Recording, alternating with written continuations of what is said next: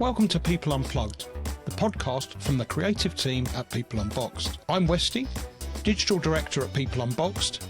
This is the People Unplugged podcast. So, welcome back to the show. This month we've got a returning guest joining us, and that's Nice Media's Tom Hickmore. Great to see you again, Tom. Tom is, for those who don't know, creative director with a wealth of experience in corporate video, over 2 decades, I believe, specialising in the power of drama for learning. Last time we spoke, we talked about Tom's book, Watch and Learn, and I know he's passionate about creating engaging video content that makes a difference in training and development. So get ready to delve into the world of drama for change. Tom's got some new stuff to share with us, which is great. Again, Tom, welcome to the podcast. I'm going to say, how are you? But I know you're not well, so that's unfair. But generally, how are you? Generally, I'm pretty good, thanks, Westy. Yeah, you can hear my voice is a bit croaky, but I think we'll get through this. Yeah. Well, thanks for reaching out to us and asking if you could come back on the show. It's always great when people do that. So we're not going to do the whole who are you and what do you do and all that stuff, because I'll link to the previous pod where we did that before. I'd rather just dig into the sort of the drama for change bit. So maybe we can start there. So introducing that sort of methodology. So for learners who maybe are new to this concept, can we start by you explaining in simple terms what your drama for change methodology is all about? Sure, yeah. I guess from the outside, it looks like it's very much like a campaign that you run internally. And it's a campaign that hinges on the key assets, which are some little drama pieces. And the drama pieces are designed to, like, whatever issue you've got, you kind of break that down. So you've got some dilemmas at the heart of it, and you dramatize those dilemmas. And then the dilemmas, in a dramatized sense, work a bit like when you watch TV and you sort of say, don't go in that room, or, don't get off with him. Don't touch that. Yeah, exactly. So you get a very quick engagement and reaction.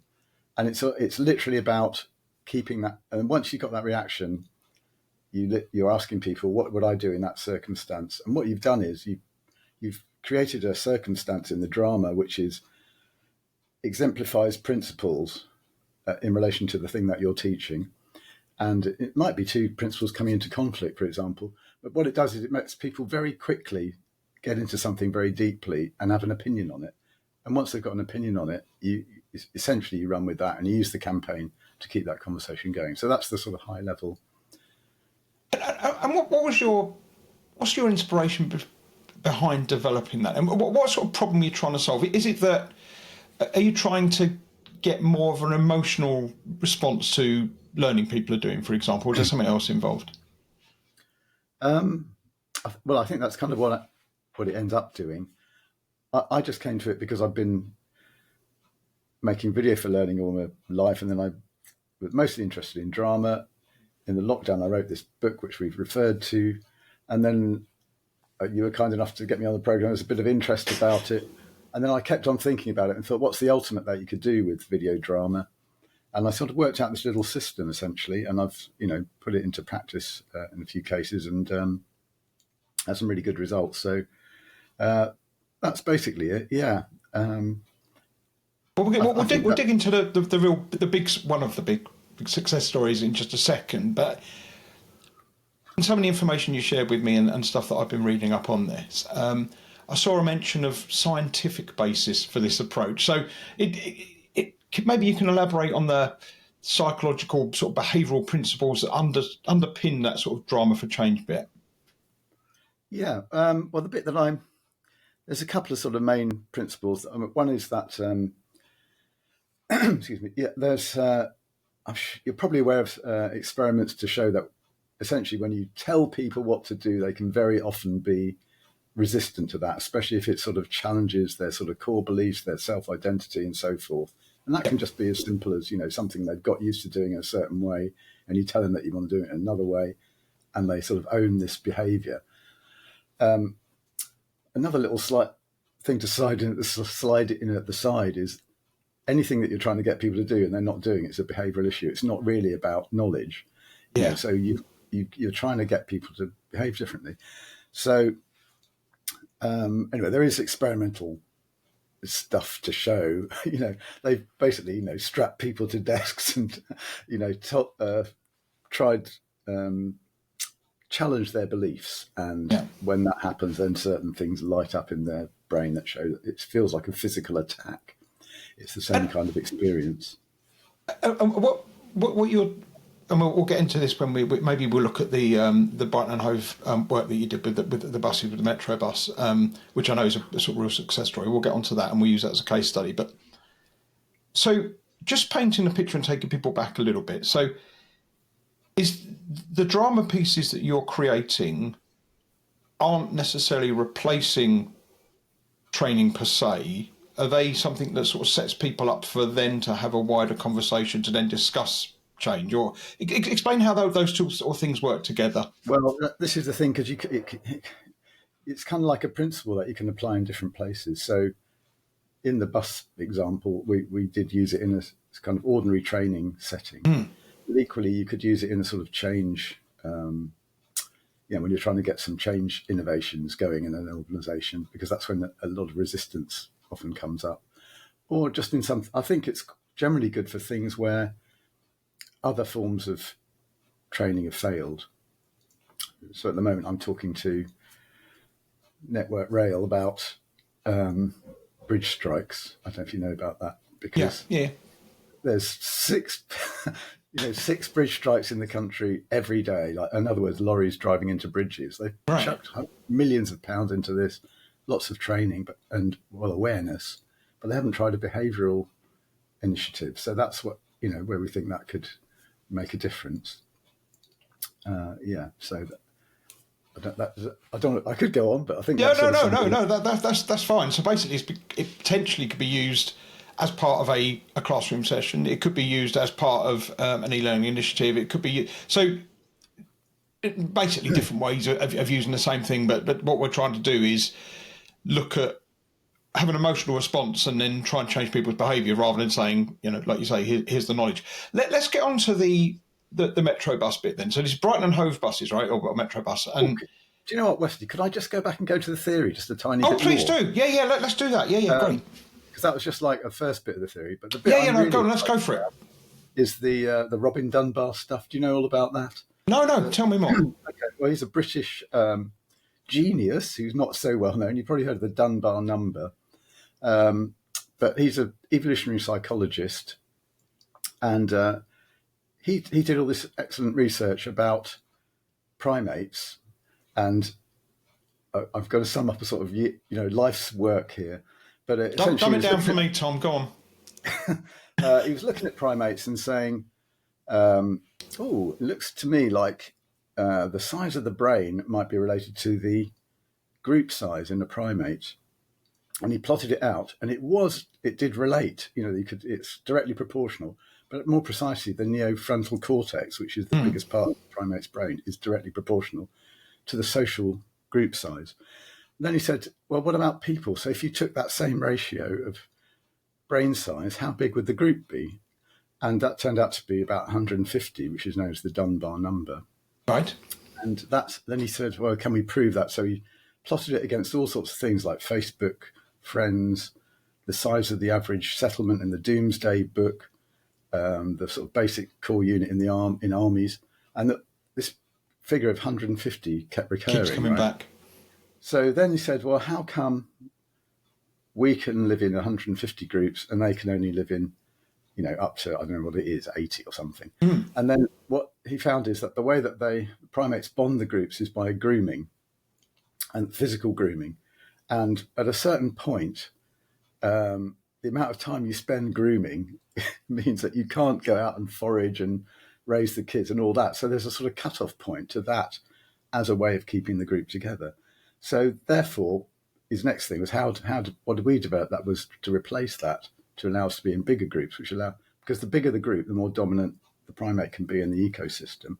Right. And that's how we've dominated. And the way we've done it is with such things as laughter, basic religion, storytelling. I know I'm missing some out, but I can't think what they all are. But essentially culture, music and dance is another one. And so what I'm that just gives me a model of how people work, which is very often, not thought of in business. And that, your main brain, the whole point of that brain is social, Yeah. And so Yeah. if you just and it's very pleasurable. So, laughing, sharing things is very pleasurable. And if you look at one of the elements in it is gossip, and gossip is always thought to be pejorative in managers, but really it's an evolved system for managing groups because it involves all these things. It involves, it's almost like grooming in its sort of physical sense, Yeah. but it involves, laughter, storytelling.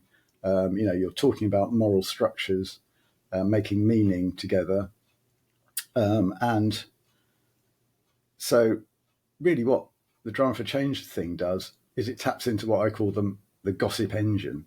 So what you'd have is you have characters that you can gossip about, and so no one gets hurt because they're fictitious characters. Because you're outside looking. Yeah.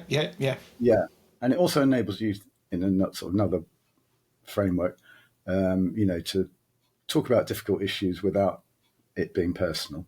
Right. So it's very much like Gogglebox, which is one of the things that we kind of leverage.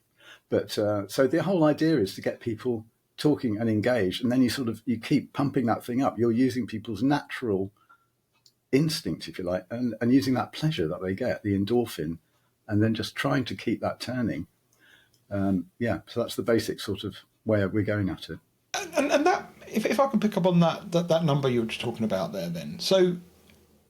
And we're going to go off at a massive tangent here. You started it. So how is that impacted by things like virtual working rather than meeting in groups? And how did lockdown affect that? How is there an ultimate or an ideal group size for me to deliver a session to? Is that all linked to that same thing? It is, and there's a great book about it. He's written a load of popular books. There's one though that he's written with a couple of sort of business consultants, which I can't think of the flipping title, and they'll pop into my head in a minute. But the sort of things are over, I think it's up to only 5 people can have a conversation, then it splits into 2, and Right. then things like this. And then, if you want like a steering committee has to be this big, all these like literally biological frameworks. It's like a crystalline structure of how people interact, which has been measured and proven and demonstrated, and you can like create organizations based on these structures. It'd be fascinating for us to dig deeper into, not on this, but as a business where we're delivering sessions and we break out into breakout groups, and knowing what that ideal number is, rather than, because I'd imagine if we break out into breakout groups of say 10, as you're saying, half of those people are going to be left behind. Whereas, the other way of looking at it is, well, 5 is an optimal number, and everyone will feel like they're involved. So, that's fascinating. Yeah, or 2 groups of 5, and then you share it afterwards or whatever. Yeah, I'm not an expert on it. I've read about it and sort of written summaries, but that sort of stuff I can't remember. I just remember the sort of that's excellent. So, tell me about how we're using that for training people on the buses. What was the driver behind that? What's the cultural change they were looking for example? Okay, driver, I like that. There's so many. You see what I'm doing there? Well, we started off with doing one. They had an idea about reducing collisions, and this was going to be used in a classroom setting. Yep. But we also saw that it was a pretty good opportunity to use the Drama for Change model. So we essentially what we did, they had, I think, 5 different things that they thought were causative with collisions. They were more like sort of associated things like overconfidence. I can't think of another one. Complacency, another one. Yep. Things like this. And what we did was we thought, well, we created a character who's a bus driver. And so essentially it's a bit like a sort of Ricky Gervais style bus driver who's being a bit cocky and sort of talking to us about his opinions which are clearly on the edge, and then he gets into various bits of trouble. And so what we've done there is it's drama because it's dramatized, and we're also bringing in humor, which is another sort of endorphin stimulating thing that's well known, but also it allows that sort of presentation makes people feel they can talk about it because it's sort of lightweight, Yes. And so what they do is they show these each one pertains to these principles. They show the little clip, which is a minute and a half or something, and then there's a sort of shared discussion straight afterwards. And then, of course, everyone has an opinion because it's like, so for an example, the one I usually share is about whether you're going to drive in this tiny gap or not and scrape the side of the bus, or you're going to go on the blower, call up headquarters and they send someone out, which is what you're supposed to do. But especially new bus drivers, obviously that's a very high stress time for them, just stuck in the middle of the road with the passengers going crazy and maybe traffic behind them, Yeah. So what you do just by showing this simple narrative is you get people really stuck in with like, I did that and I was waiting 5 minutes.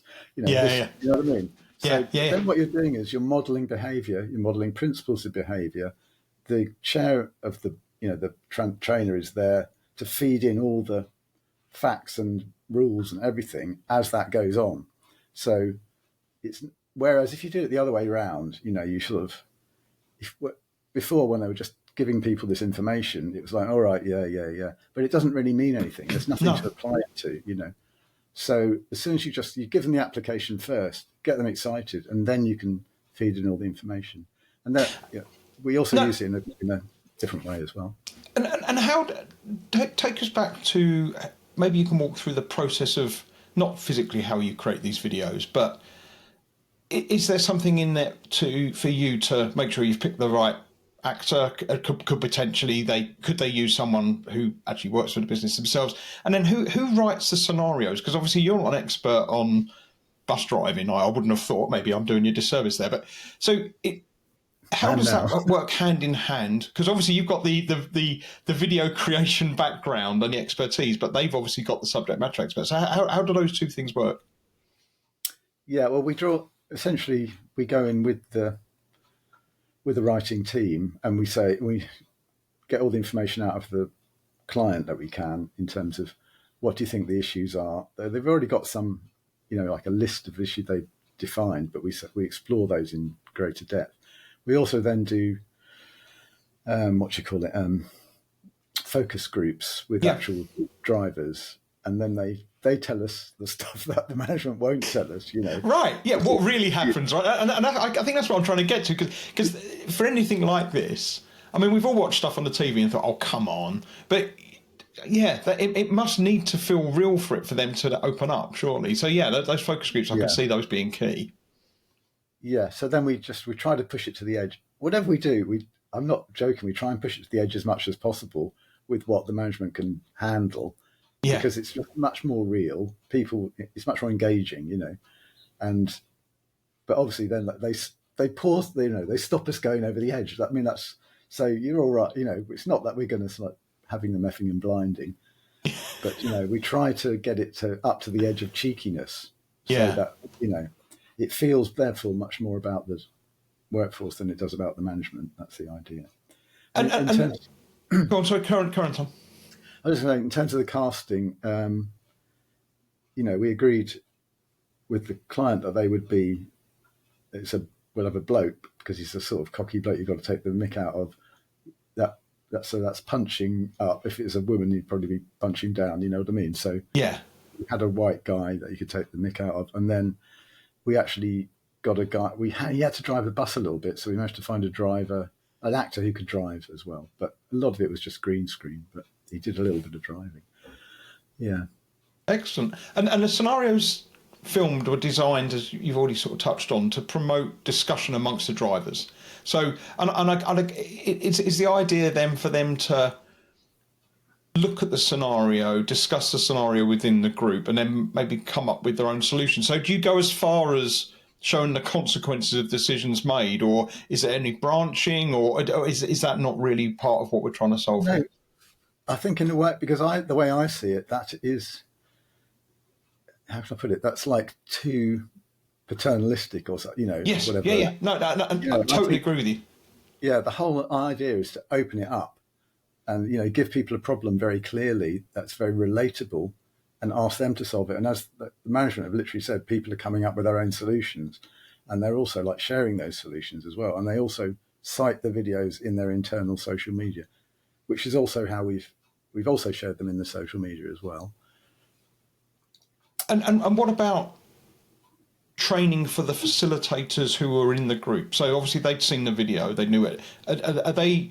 Because again, that must be really tough to not lead the drivers down a certain route. So I'm not trying to do puns around driving and routes and stuff, obviously. Well, you're But doing very well. no. But they, I guess that's their facilitation skills, isn't it? So, did you give them any input into where you thought things could go, or is it literally just left to the groups? Well, they do receive some guidance. We write kind of what do you call it, notes, Yeah, like essentially a note. But I think that those trainers anyway most of them have come from bus driving background. We're actually making it easier for them because they've already had to do what they're essentially doing before was using a PowerPoint and imparting information. yeah. What they've said is, as soon as you do this, people are asking for information, and you don't have to. They've literally, the words they use was, "We don't have to stuff it down their throats anymore." No, exactly. Yeah. Okay. So it really makes people's lives easier. Yeah. And beyond, I mean, the solution was award winning, right? So beyond that, what other benefits do the bus company think they've got from taking this approach to training? And are going to do more, I guess, is the next question. They're talking about doing some more. We've done a couple of other projects for them on this basis. I'm just talking about this one, but there was another one which is a CPC driving course about I've forgotten the exact terminology, but like essentially how to treat your passengers. Yeah. So that wasn't so humorous, but that had a lot of these little clips, but it worked in the same way. But just to flip back to the avoiding collisions, which was, we call it Drive Like Dom. I just want to add on that we also had this other little thing we did, which was like a goggle box version of it, which we called Goggle Bus. Nice. So now, when they go on the course, they get these goggle bus. It's a bit like, what's they call that, delayed learning, whatever it is, spaced learning. Oh, like the space repetition stuff. Yeah, there's a space learning. Yeah. But equally, it's more than that because it adds something. So you see some other drivers talking about the clip, and so it adds more humour. It keeps the conversation going. So people will then look at it. They're reminded of all the points, but they also are reminded of how funny it is, and they get involved in the thinking and talk about it with their colleagues. So when we is that bit filmed in the classrooms whilst they're watching them? Is it? No, we basically just got a few groups of drivers and then filmed them in a bus. So we called it Goggle Bus. Nice. So they watched it in the bus, yeah. But that, so then when the UK Bus Awards came along, I didn't know anything about this, but they assessed the sort of new initiatives that they'd done, and they literally said the use of I'm paraphrasing, I don't know the exact words, but for the use of dramatized video in training, in particular, we're giving you a culture change award. Right. And so that they recognise that this has literally been a big influence on the culture change because of the way that it's used. I mean, there's a few other ways, because these assets are quite malleable. They do, they use them like in pop-up presentations and things like that, and also because it's in a campaign structure, there's also like posters and little teasers and things like that. So it's more of it's when I describe that, I'm just saying that because it's more easy to see it as a cultural thing, yeah. Nice. So this specific example that we're talking about obviously is transport.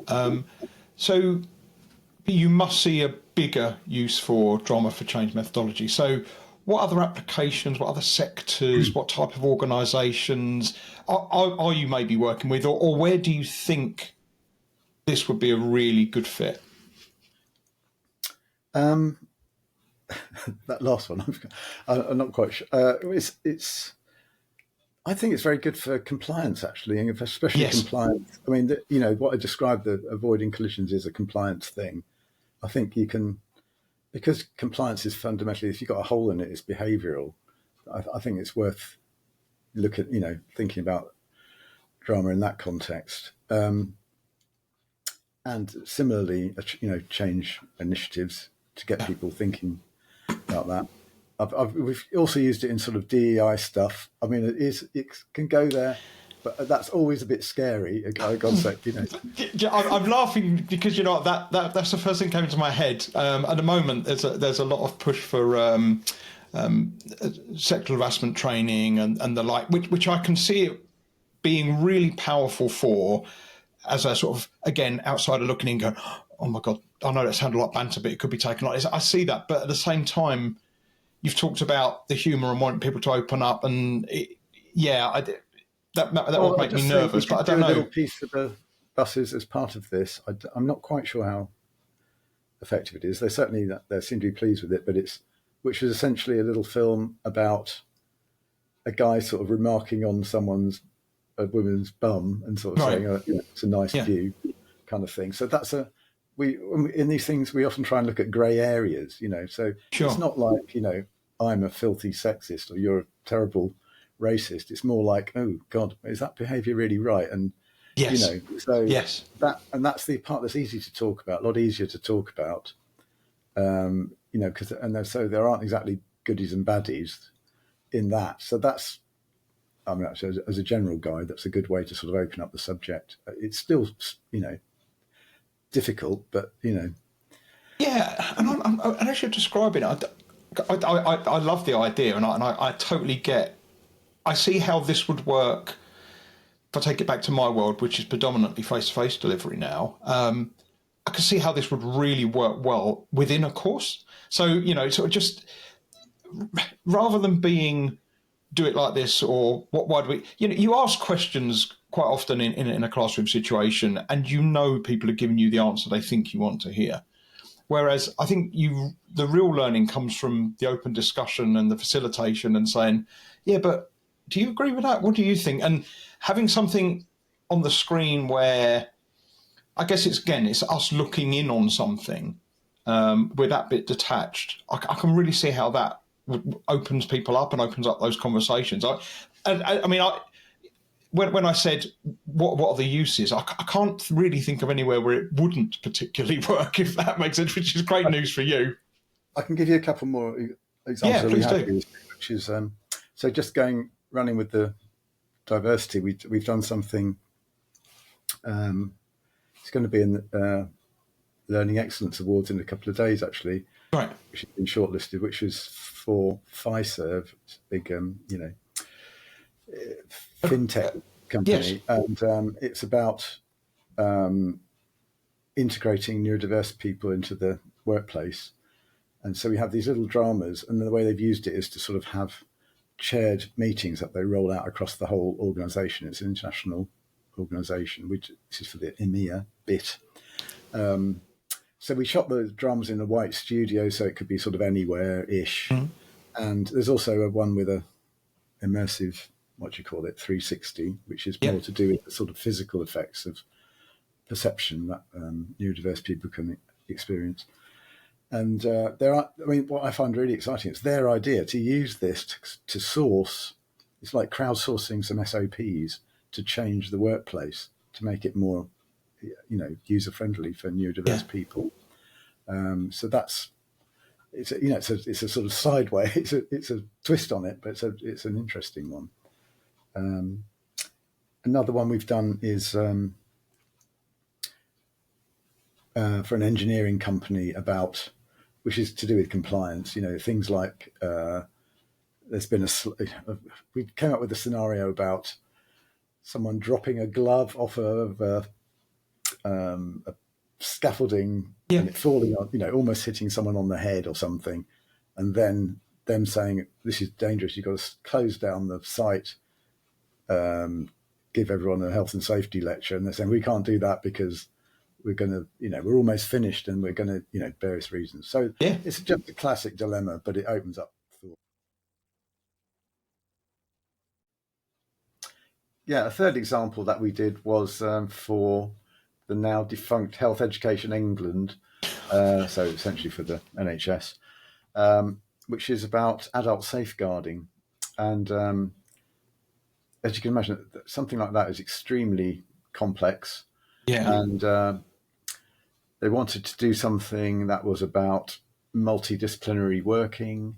And also they wanted to show some of the sort of more horrific elements of it to make it, hard hitting was the kind of vibe they, you know what I mean? Because they're all very passionate, So, but all that costs money. It's like they don't have too much money. So what we thought was, come up with this idea. Let's. Did they ever have meetings or like post mortem meetings about someone that they were caring for who died? Wow. Right? And so yes, they do. So essentially, what we had was a multidisciplinary meeting, which was kind of like a bit like a whodunit. So, everyone's saying, so what happened at this point? What happened at that point? You see what I mean? So it's just, all it is 6 people in a room talking about someone who's died and trying to work out the history, and the history's got gaps in it. So what that means is it's incredibly dramatic, but there's no clear answers, but it raises, so then we articulated the drama so that it dealt with the different issues that they wanted to get across. I can't even remember what they are now, but also because I just watch it and it's, to be honest, it just reads like a drama, but I know it's been, pasted across thematically, if you like. So there's quite a lot of conflict between the different disciplines, but obviously they're trying to keep it down. So it's you get the whole conflict of passion and duty, which is a sort of classic dramatic thing, So they watched that in a MOOC, just to quickly say, in little bits, about 3 clips, I think, which added up to 20 minutes, or 5 clips that added up to half an hour, something like that. And because it's a MOOC, it uses this conversation thing, but of course it's all online, and then it's moderated. But it does allow people to explore the issues, and of course then next to that is, more standard learning which goes on in the MOOC, but it brings it all to life and gives it depth. And have you found that to be less impactful because the conversation's online, or does that not really impact at all? I I haven't really got enough access to these things to do any sort of comparison. That's the trouble. And that was a few years ago, and the buses one has been more recent. But I would say generally, according to the Robin Dunbar stuff, it's going to be much better if you can do it in live in person. Do you find that because that's in the MOOC with the chat and everything else, do you find that less impactful than having people in the room? I haven't had enough access to those experiences to be able to measure that, unfortunately, because I get varying access depending on the client and so forth. But certainly, according to Robin Dunbar's theory, and also the amount of enthusiasm I've got back from the buses one, which was very much to be had in groups, which is partly to do with their existing culture that they already train in groups. That seems to be much more effective. Brilliant. Some lovely stuff. Some really, really nice stuff. And you've said you've got the Learning Excellence Awards next week at time of recording. So let's see. And we may bump into each other there. We tend to bump into each other at these awards things, don't we? So whilst you're there, Tom, I've got one last question for you, which this is going to open up a huge blooming rabbit hole, and I know we're going to end up going down. I'd love to get your take on, for someone with 20 plus years of making drama and filming and everything, what's AI bringing to all of this, do you think? Does that make you nervous, or does that open up opportunities for you as a filmmaker? Well, I think it's, I'd say more in the L&D space. The whole L&D space is changing, isn't it? And that's a lot to do with sort of, I forgot what they call it, like information on demand or whatever it is. Yeah. So in that sense, I would say that interestingly, that's steering you away from this sort of the group culture, isn't it? Exactly that. So whilst it's, it's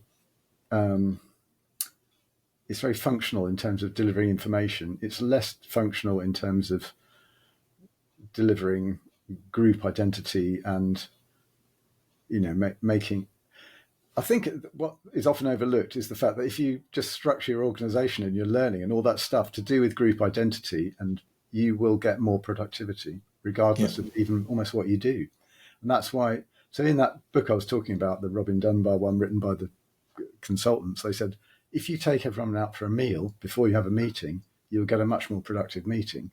And that's just because of that's what primates, that's how they work, Yeah.